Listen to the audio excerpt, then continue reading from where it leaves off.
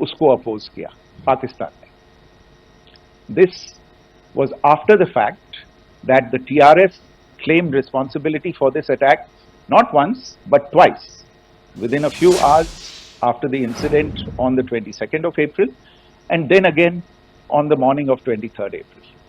And it is perhaps only after the full gravity of the incident was realized by its masters and handlers across the border that it was managed to back off from this claim. Obviously, that retraction doesn't convince anybody. तीसरी चीज जो मैं आपसे कहना चाह रहा था और कर्नल कुरैशी और विंग कमांडर सिंह ने कल भी बड़े स्पष्ट शब्दों में और आज भी आपसे ये बात साझा की है. जो भारतीय रिस्पॉन्स है वो नॉन एस्केलेटरी है, प्रिसाइज है, सटीक है, मेजर्ड है और कंसिडर्ड है. Our intention has not been to escalate matters. We are only responding to the original escalation, as I said, and our response has been targeted, precise, controlled and measured.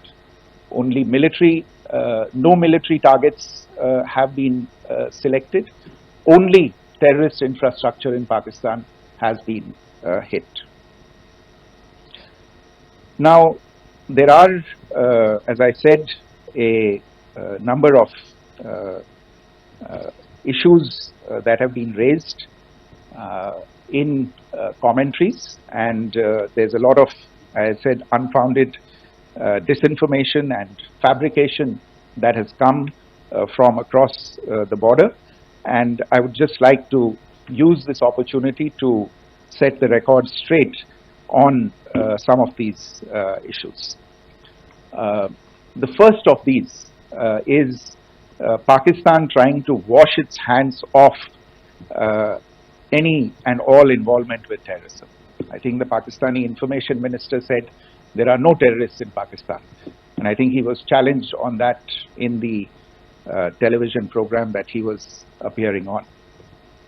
But even if I partially repeat myself from yesterday, I think Pakistan's reputation as the epicenter of global terrorism is rooted in a number of instances where concrete evidence is available, not just to India, but to governments and authorities and agencies around the world.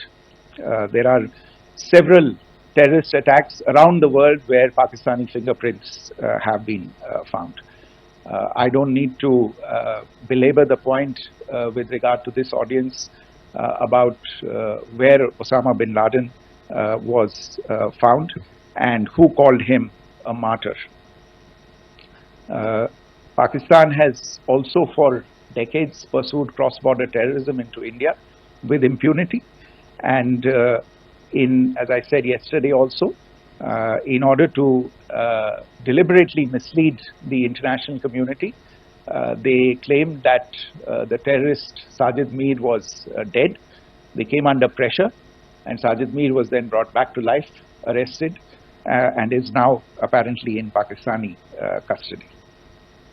Pakistan is also home to a very large number of UN proscribed as well as UN proscribed terrorists, as well as terrorists proscribed by a number of other governments in the world, including, of course, the Lashkar-e-Taiba and the Jaish-e-Mohammed, as well as their leaders, Masood Azhar and Hafiz Mohammed Saeed. आपने देखा होगा हाल ही में पिछले ही कुछ दिनों में पाकिस्तान के रक्षा मंत्री और उनके पूर्व विदेश मंत्री दोनों ने इस बात को माना है कि पाकिस्तान का ऐसे ग्रुप्स के साथ जो रिश्ता है वो क्या रहा है. Both the defense minister and the former foreign minister of Pakistan, I think they've done a more eloquent job of this than I could ever do in terms of describing their country's implication in international terrorism and their involvement in housing these kinds of groups. दूसरा जो विषय है वो है पाकिस्तान का जो एक दावा है कि एक इंटरनेशनल impartial investigation होना चाहिए, एक joint investigative committee होनी चाहिए. These calls for jointly investigating this heinous and barbaric attack in Pahalgam. Again, I think you know the history well on this. You know the track record well, and it is not a bright track record insofar as Pakistan is concerned. In fact, in the pursuit of justice for the victims of multiple terrorist attacks, whether it be Mumbai in 2008, in Pathankot in 2016, or many others. But in particular for these two attacks, India had offered to cooperate. India provided forensic evidence and urged Pakistan to bring the perpetrators of these attacks to justice. We, in particular with regard to the Mumbai attacks of 2008, where a Pakistani Lashkar-e-Taiba terrorist was captured alive, India provided extensive information and evidence related to the involvement of Pakistani terrorists in this attack. Cases were registered, but you are all aware that these cases have not progressed, despite the formation of judicial teams, etc. And Pakistan has consistently stonewalled all efforts to move the investigation along. In fact, with regard to the Pathankot attack as well, a joint investigative team was formed. We gave access, unprecedented access, I should say, to Pakistani team to the site of the attack. Details of call records data and DNA, etc., were shared with Pakistan. We had shared with them details related that we had been able to access to the addresses of terrorists. We presented evidence against the office bearers of Jaish-e-Mohammed who had conspired in the attack, and the handlers of the terrorists who facilitated them and guided them in. But there has been no movement on this. So, in all of this, I think the experience has not been positive, and it certainly doesn't give us the confidence now to take at face value Pakistani assertions of wishing to participate in a joint investigation. These are just delaying tactics, these are just stonewalling tactics. And in fact, there is reason to believe that Pakistan uses the evidence that we provide only to cover its tracks and in fact defend the terrorists who we are looking for and obstruct the path of investigation. A third point that I wanted to address was the claim that only civilians were killed in the strikes on the 7th of May. We have made the point very clearly that all attacks on the morning of 7th May were against carefully selected terrorist infrastructure, terrorist targets. It is not clear to us, in fact, seeing some of the coverage of the after effects of these strikes, including the funerals for the terrorists that were held yesterday. I think a lot of you have seen the reports and the coverage on media. If only civilians, if any civilians were killed in these attacks, I wonder what message this picture actually sends to all of you. This is a question that is worth asking. It's also odd that the funerals of civilians are carried out with the coffins being draped in Pakistani flags and state honors being accorded. As far as we are concerned, the individuals eliminated at these facilities were terrorists. Giving terrorist state funerals may be a practice in Pakistan. Doesn't seem to make much sense to us. Pakistan has also claimed that India deliberately attacked religious sites. This is completely false again. I have made it clear that the targets were terrorist infrastructure, terrorist facilities, and locations connected clearly with incidents of cross-border terrorism into India. And it is in fact Pakistan that is misusing religious sites as a cover to in fact radicalize, direct and indoctrinate and train terrorists. In fact, contrary to what Pakistan is claiming, yesterday Pakistan launched a targeted attack on the Sikh community in the state of Jammu and Kashmir, hitting Gurdwara in Poonch and the homes of Sikh community members, which came under attack. And we know that at least 3 individuals were killed in that particular attack. Pakistan is also making attempts to, in fact, just to add to this point, the retaliatory action that Pakistan has taken, in fact, is impacting civilians. I showed you the picture of the Gurdwara and the Sikh community members who were killed in this. There are other civilians also who've been killed and injured in these attacks. In fact, since yesterday morning, a total of 16 civilians have been killed and 59 others have been injured in the attacks by Pakistan.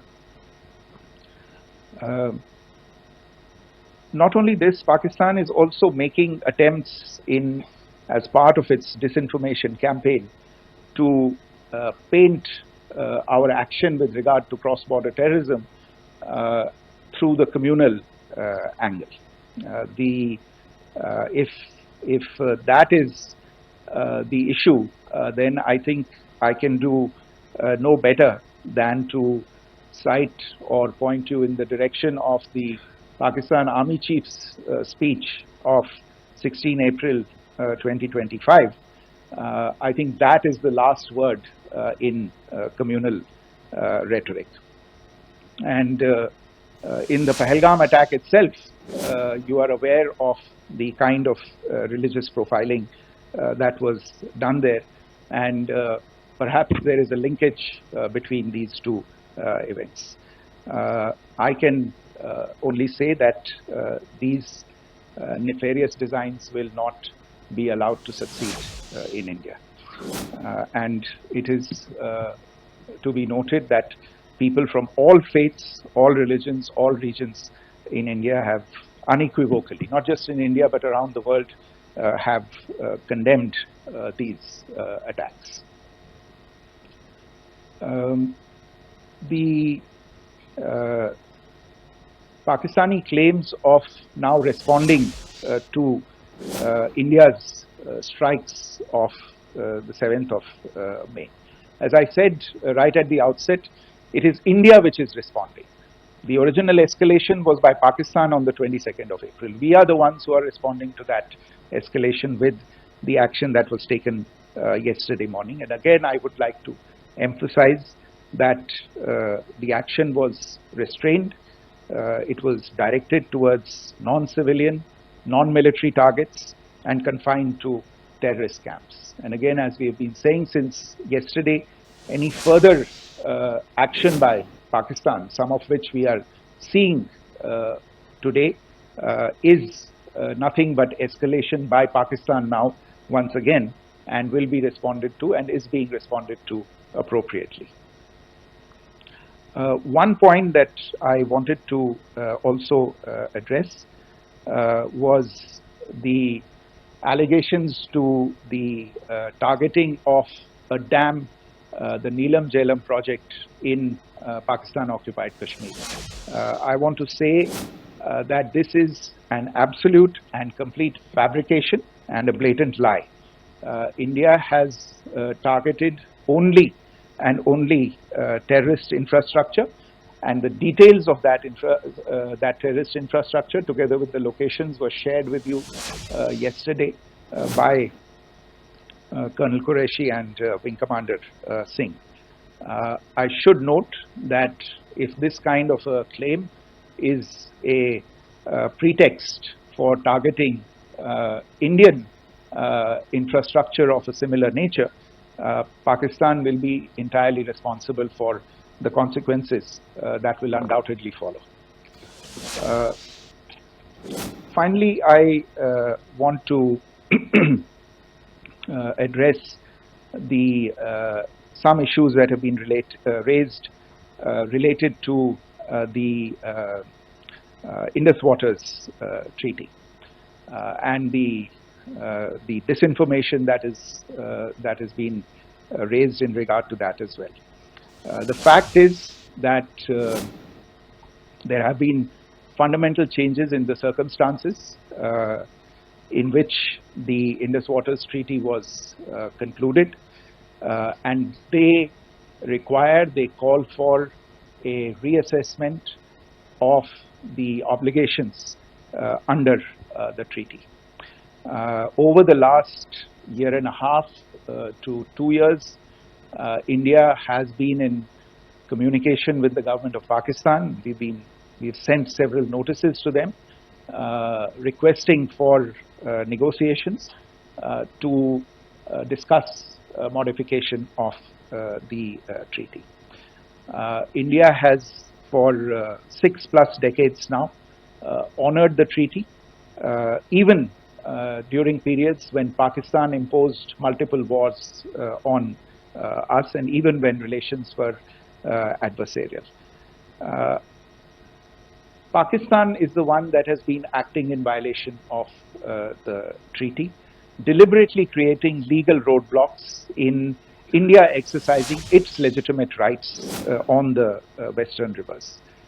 Any projects that India sought to build on the eastern rivers, and even on the western rivers, which we are allowed to by the treaty, were always challenged by Pakistan, thereby hampering our rights to utilize our legitimate waters under the treaty.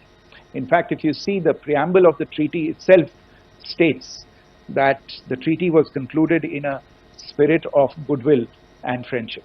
Mark those words, concluded in a spirit of goodwill and friendship.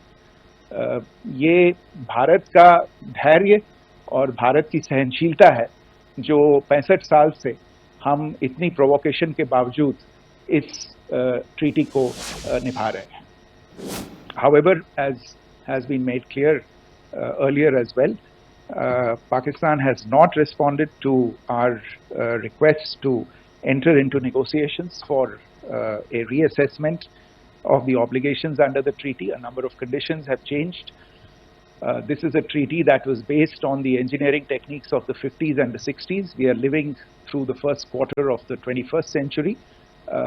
Technological changes and technological advancements have to be taken into account. There are demographic changes. There are climate changes that have taken place. There is the imperative of clean energy. And of course, the terrorism that Pakistan has wreaked in the state of Jammu and Kashmir itself has hampered India's ability to exercise its rights under the treaty. Pakistan's persistent refusal to respond to our requests to enter into government-to-government negotiations on the modification of the treaty is, in a sense, itself a violation of the treaty. And therefore, India has taken the step of putting the treaty in abeyance until Pakistan abjures irrevocably its support for cross-border terrorism. Maybe I'll stop there. Uh, I mentioned earlier yesterday as well that this is an evolving situation. I would therefore ask all of you to be considerate and restrained. It will not be possible for us or my colleagues from the armed forces to share operational details at this point in time. Beyond that, if you have any questions, may I have time for only a few, and I'll try to answer those questions. Okay, I give the floor to Rishabh. One Secretary, good evening. This is Rishabh from Times Now. I just wanted to understand, as per the press release that has been released earlier today, it says that we have successfully hit at the air defense of Lahore. Does it give our forces a better chances if in case of further escalation? And are there other air defense places as well at strategic location that were targeted? Rishabh, you are violating the first rule that I set out at the end of my remarks. The press release that has been issued by the Ministry of Defense today speaks for itself. It is related to operational matters. It's been released by the Ministry of Defense. As more information becomes available, it will be released at the appropriate time. Once again, please don't go into operational details at this point in time, because this is a constantly evolving situation. Yeah, go ahead. Foreign Secretary Smita Sharma, just wanted to ask, the Pakistani Minister Ishaq Dar in an interview has claimed that the national security advisors of India and Pakistan have spoken to each other. If you could confirm or deny, and is complete severance of diplomatic ties with Pakistan also on the table? I have no information with regard to contacts between the two national security advisors. Insofar as diplomatic relations are concerned, you've seen the steps that were announced in response to the following the meeting of the Cabinet Committee on Security on the 23rd of April. There are no further steps that are under consideration at this moment in time. Yeah, go ahead. Foreign secretary, मेरा नाम मनीष है, मैं TV9 Bharatvarsh से हूं, और आपने खुद ही बताया कि कितना मिस इन्फॉर्मेशन क्रॉस बॉर्डर से आ रहा है, बल्कि ऐसा लग रहा है जैसे पाकिस्तान के प्राइम मिनिस्टर और डिफेंस मिनिस्टर तक भी प्रोपेगेंडा करने में मिस इन्फॉर्मेशन में आ गए हैं। वो कई बार तो ये तक दावा करते हैं कि हम 3 राफेल हमने गिरा दिया, इतने हमने मिग गिरा दिए, और जब उनसे पूछा जाता है तो वो कहते हैं कि सोशल मीडिया में हमने ये सब चीज़ें देखी थी। तो अगर आधिकारिक तौर पर अगर आप कुछ कह सकें इस पर, ताकि उन्हें भी समझ में आए कि इस तरह के प्रोपेगेंडा नहीं चलने वाला है। देखिए, जब सही समय होगा तो आधिकारिक तौर पे इसके बारे में सूचना दी जाएगी, लेकिन जो आपका प्रश्न है कि प्रधानमंत्री और उप प्रधानमंत्री और विदेश मंत्री, उनके रक्षा मंत्री इस तरह की बातें कर रहे हैं, तो इसमें अचरज की कोई बात नहीं है।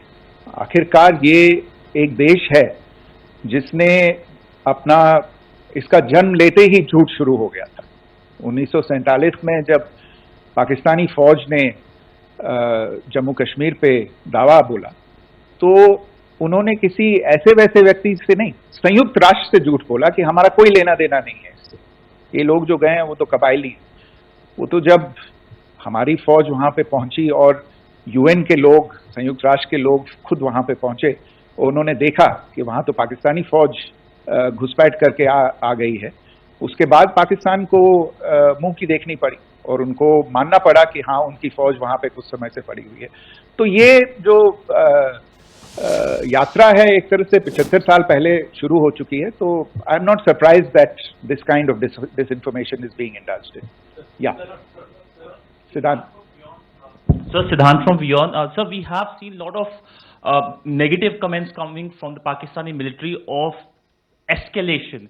If tomorrow there is an escalation, there are strikes, we know one attempt has been thwarted, what will be the Indian response to those attempts of creating more escalation? Because it is looking like it's going towards more escalation. And my second question is, are any other world powers, essentially the P5 countries, the West Asian countries, reaching out to de-escalate the current situation?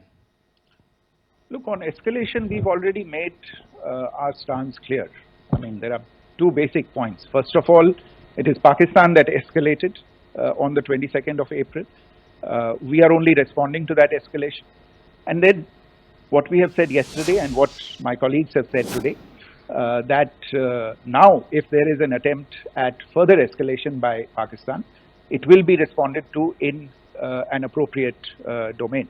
And therefore, the choice is entirely that of Pakistan to make. As to your second question, I don't think I can do better than to point you in the direction of the statements that are being made from practically every chancellery in the world and the sentiment that they are carrying. That sentiment essentially and for the major portion is support for the government of India in the context of the condemnation of the terrorist attack in Pahalgam on the 22nd of April. There is wide recognition of the government of India's right to respond to these attacks in self-defense, and of course a desire to ensure that there is not further escalation. I think these statements speak for themselves. Yeah. There. Sir, this is Mausami from India Today.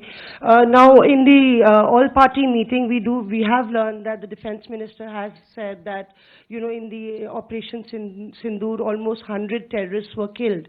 Would we have any details about what is the number like, and also about if there were any big faces, masterminds, terrorist masterminds who were in fact killed? There is also a report that Masood Hazar's family's 10 members have been killed, and Rauf Asgar, who was actually the mastermind of Pulwama, he's also been badly, severely injured. I don't have information at this point in time to share with you on these issues, but as I said, I think you know, there is so much information out there on television, in the news media, in social media, that it sometimes looks like a long time has passed since this. Please understand that slightly over 36 hours only have passed since this operation was undertaken. Let us have some patience. Information will come out. It will be shared in due time. Shruti. Thank you, Foreign Secretary. Shruti Ranjan from Bloomberg. Sir, could you give us any understanding whether India has moved the IMF or the World Bank to kind of, you know, sensitize them about the the bailout that Pakistan has, and, you know, the kind of stuff that the Pakistan government is doing? Look, we have an executive director at the IMF. Tomorrow there is a meeting of the board of the IMF, and I'm sure that our executive director will put forward India's position. The decisions of the board are a different matter. You know the process through which they are made. But I think the case with regard to Pakistan should be self-evident to those people who generously open their pockets to bail out this country. And since you are from Bloomberg, I think you would have the data on how many IMF bailout programs have been, very good, thank you, have been sanctioned in the space of the last 3 decades. And I think you would also have an idea of how many of those programs have actually reached successful conclusion. Probably not many. So I think this is a decision that board members have to take by looking deep within themselves and looking at the facts. So we can, one last question, sir. Sure. One last question. Foreign Secretary, I'm Siddhant from CNN News 18. I would like to know, since it's an opportunity to speak to you, I would like to know the response coming from United States since last 3 weeks. Saudi Arabia, Qatar. In fact, Prime Minister Modi spoke to Qatar before the strikes that evening. Perhaps how do you read the support coming from these countries? Perhaps traditionally they were seen on the other side. This time around, their statements are strong worded. In fact, India-Saudi joint statement also had a very strong condemnation, strong worded condemnation. United States at all levels have condemned the attack and have extended support. In fact, Saudi Deputy Foreign Minister is in India. He just met EMS Jaishankar. Also, if you could shed some light on his visit, his meeting with EMS Jaishankar. In fact, we have also been told that he met Prime Minister Modi. Thank you. Look, all the countries that you named and many others, we have been in touch with them. The Prime Minister has spoken to large number of world leaders. A large number of world leaders have called him, as have called the External Affairs Minister. As we speak, there are conversations going on today as well with world leaders. And your assessment or conclusion of the general tenor of these messages is very much on point. And I think this is a recognition of the fact, firstly, of the barbaric nature, the unprecedented nature and character and features of the attack in Pahalgam, and a recognition of India's right to respond to this, and also a recognition of the fact that in responding, we have been nothing but responsible and have done so in a restrained, in a measured, and in a non-escalatory manner. I think that counts for something. People have taken that into account, and that is what is explaining the kinds of reactions that we are seeing. And we appreciate the sentiments and the statements that have been made by the vast majority of world leaders.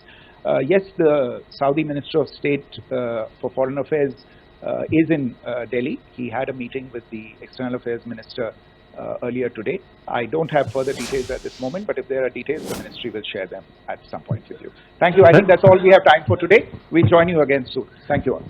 Thank you.